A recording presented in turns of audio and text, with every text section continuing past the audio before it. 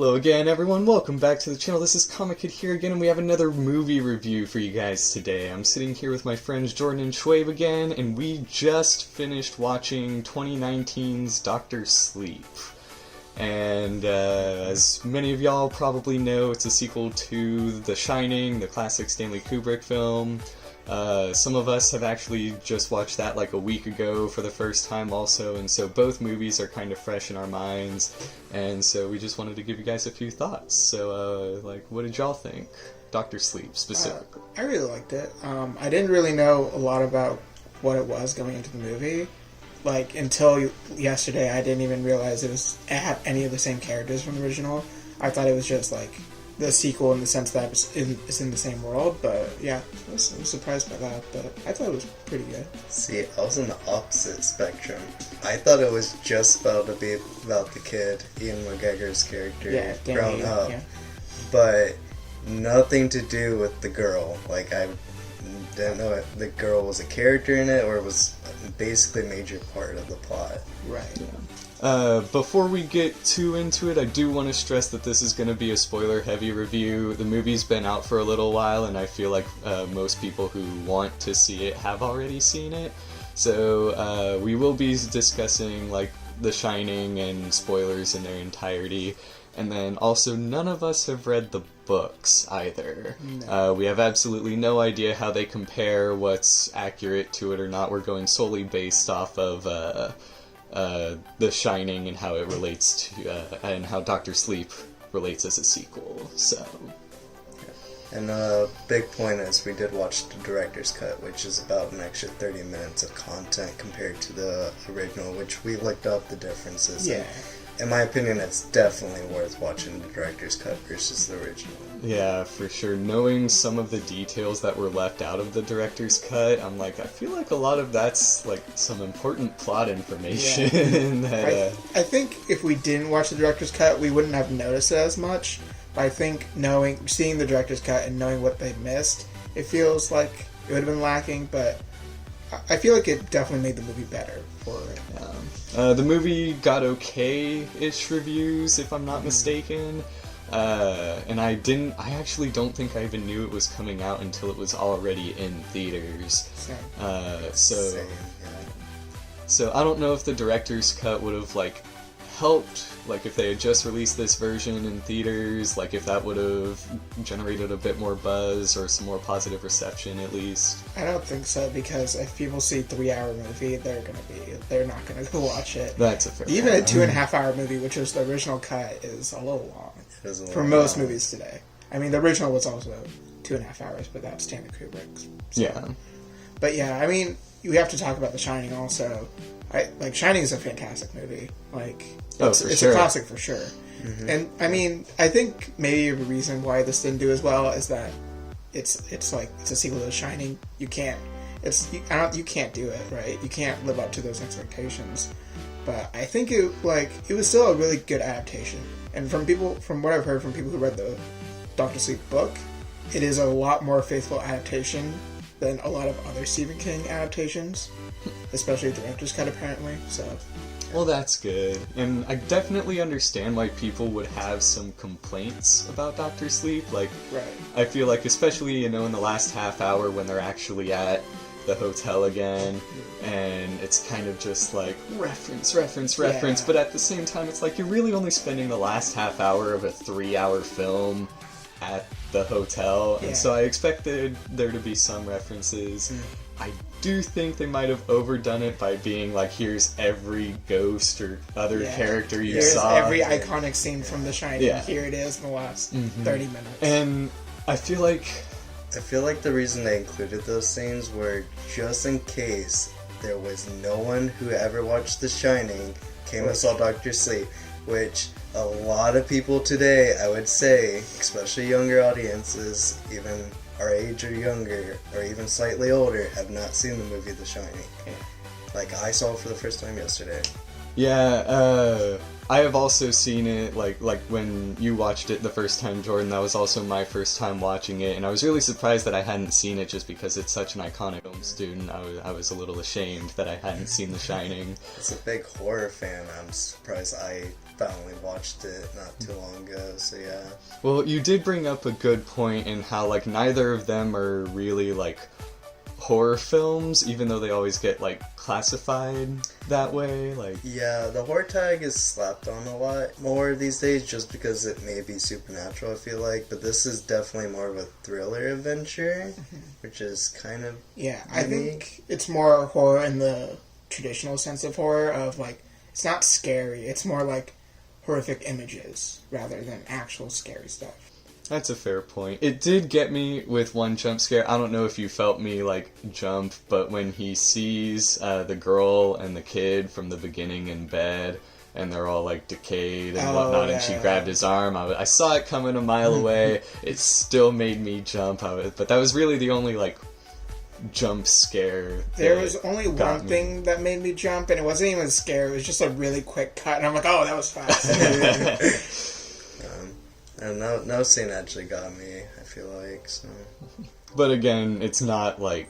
You're really not supposed to be scared throughout the entirety of this film. Right. Now, I did feel like it was a significant departure in, like you were saying, the whole adventure aspects, and the entire plot of the movie revolves around this one girl, and I was just surprised by how little it really had to do with the original. Like, I felt like they could have gone full swing into trying to like, take down the hotel or something. They could have easily made it all about the hotel again, and like you were saying, it's a little bit more faithful than other movies to the book, and I was kind of surprised that the book like didn't do that either, like being so iconic. And so yeah, I think the original Shining movie was not very faithful to the book, from what I've heard. I'm not sure about that. I know there's several key scenes they changed a lot. Like, there wasn't really a labyrinth in The Shining in the book, from my understanding. Yeah. It was like bush creatures or something like that. Yeah, and they don't explain a lot in the movie, but in the book they explain a lot more of the supernatural stuff. I would know. Like, I haven't heard anything about the book. I just know that it's good. But I also know whatever liberties Kubrick did take with the movie, he really did on purpose to just add a whole bunch of, like, different themes and, like, different ways to interpret it, so... Yeah, The Shining definitely felt like it was trying to be a good film rather than a good adaptation. And this almost felt like it was trying to be a good adaptation than... Not necessarily a good film, but adaptation more than anything else. That's fair. I felt like it ended up being pretty good, y'all. Yeah, I agree. I think my only complaint was that what you said earlier. There's a lot of look, it's the Shining thing. We're doing the Shining thing. You better clap. We're doing the Shining thing. Well, some of the scenes they recreated, such as the kid on the bike. Yeah. I was surprised how well they recreated it. I kind of want a side-by-side shot to see how well they created it, but I felt like they did pretty well on that. Well, especially when he goes back to the hotel, their attention to detail, I'd say, was stellar. You know, having just watched the original a few days ago, a lot of the layout of the hotel was, fresh in our minds, and so being oh man, And the replacement actors they got for the flashbacks or for the bartender, aka his dad, almost looked exactly like them. It was shocking how well they did that. That one shot of that most iconic shot of The Shining where he breaks through the door and you see Wendy scream from the other side. The recreation of that was 1-to-1. I was like, is that a recreation? Yes, it is. I was I could not tell if they had just restored the original footage or not. It just looks so good. So I will A+ on their attention to detail. Even when they do revisit characters like Jack Torrance, it's it's not Jack Nicholson. He doesn't really sound like him. He looks close enough. Yeah. I think that was the point why most of his screen time was only his portrait. Yeah. And they didn't do full on his face for a lot of scenes. For sure. And stuff like that, I'm obviously going to give them a pass on, but overall their attention to detail I thought was absolutely stellar. I was wondering if they were even going to get a replacement for Jack Nicholson, because he doesn't show up until the very end of the movie. So I thought, they're not going to do it because how can you? But they did, and they did it pretty well. Right. So yeah.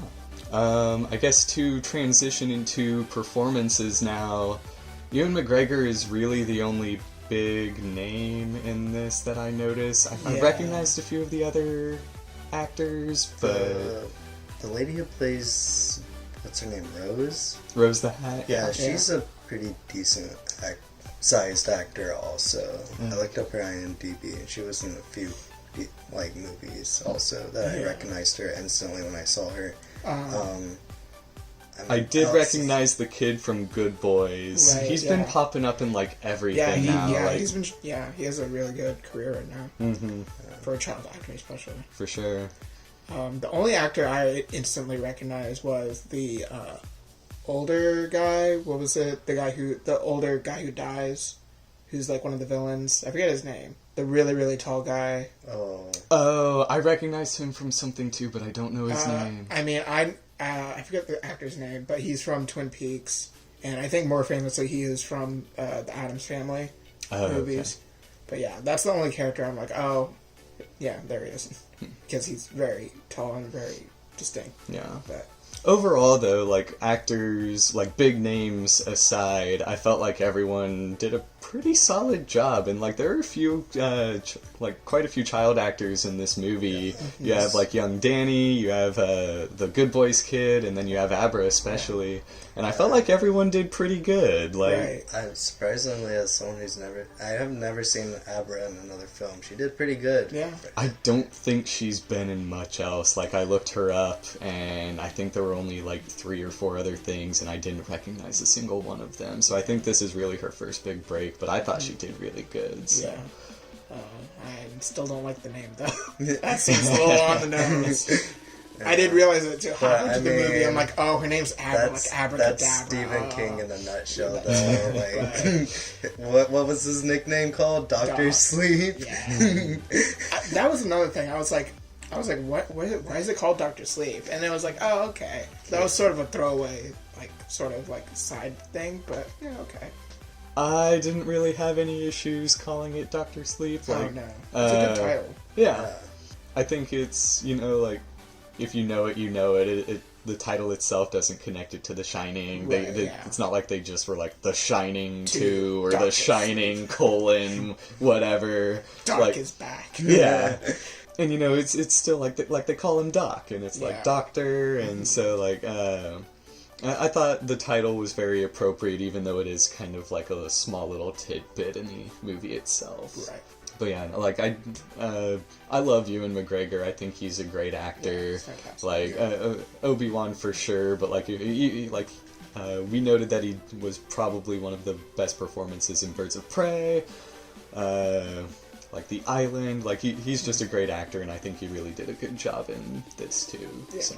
And then as far as the pacing goes, for a 3-hour movie, I feel all the information, they didn't really waste any time. No. All the information felt relevant. All the little details were nice. I didn't really feel like we were wasting time at any point, and I feel the pacing was just really solid all the way through. Yeah. But knowing that this wasn't the version that was released in theaters, I'm I wonder if I'd have a different opinion seeing it in theaters. I think the only part that I felt was a little too fast paced was when there's the battle between all of the bad guys and the two of them with guns, and I felt that went over really quickly, but it was just a sort of minor thing. Besides that, I think the pacing was good. It didn't drag at any point, especially for a 3-hour movie. But yeah, man, it kept me entertained throughout the whole movie. It kept me hooked. I don't think there was a single part of the movie where I was like, man, can something happen already or something like that? I think the only time I'm like, oh god, was when we got to the very end. We paused there, right when we got to the hotel. We looked and we're like, oh, there's still 38 minutes left. How is there 38 minutes left? But then it didn't feel like 38 minutes. No, it flew by, surprisingly, yeah. Now, as far as the actual ending itself, I know Stephen King himself gets a lot of criticisms for how he ends the books. We all agreed that It Chapter 2, the ending kind of sucked, yeah. For lack of a better term. And so, as far as it being a sequel and offering another conclusion, and B, like having an ending for itself, I actually thought it was one of the stronger ones. Yeah, So. I don't think it was bad. I don't think it was particularly amazing. I think that was another, not necessarily issue, but I don't think anything was surprising in this movie. Like, I wasn't surprised by, oh, that happened. It's like, oh, okay, I can see that happening. I sort of guessed that would happen. But, yeah, the ending wasn't bad. It was, like, a little predictable, but other than that, it was fine. So I've seen a lot of Stephen King movies, and usually they end up being, like, really dark twist or open endings, but I was actually really surprised how this was kind of a conclusive end. I mean, if anything, I'm really curious to see, because they sort of tease, like, there might be more of them out there. I wonder if that's a movie thing or the books did it too. Because I can see that being a movie thing where it's like, if this movie does well, get ready for a cinematic universe. Yeah. Well, But if I'm not mistaken, a lot of Stephen King books are like in a shared universe. yeah, that's true. Like of their own. And so I kind of thought that like it like I would assume this is the last one, but I figured that them being like, oh, there's more is just part of like the books being in their own shared universe. Yeah, I could see that. And so I don't think they'll explore it further, even though they probably could.